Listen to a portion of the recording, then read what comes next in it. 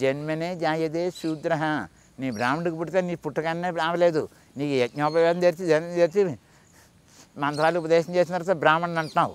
అప్పుడు బ్రహ్మతత్వజ్ఞాన విభూష విద్యా ఘృత జ్ఞానధే అని ఉండే భావన నీళ్ళు రావడానికి ఉండే ప్రయత్నం చేయాలి. దానికి నీ పుట్టిన టైం కరెక్ట్ అయితేనే దానికి అర్హతమైతే. రాజమండ్రి బండి సిద్ధాంతి గారిని ఒకడు ఉండేవాడు.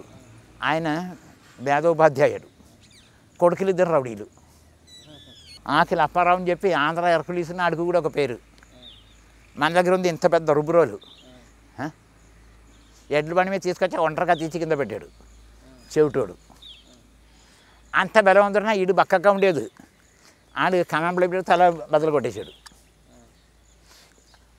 ఆడేమో తండ్రి ఏంటి వేద పండితుడు, వేద పాఠశాలలు వేదాలు నేర్పేవాడు.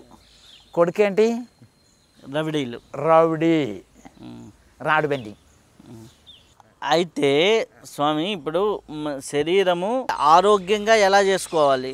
శరీరాన్ని ఆరోగ్యం ఇంకా తయారు చేయాలంటే పిల్లలకి బహుపుత్ర లాభం అని అనేవారు పూర్వం ఆశీర్వదించినప్పుడు. బహుపుత్ర లాభం 16 బిడ్డలన్నా కనీసం కనాలి, పెద్ద గుడిమి లాగాలని చెప్పి ఆచరించాడు. ఇప్పుడు ఏమిస్తున్నారు?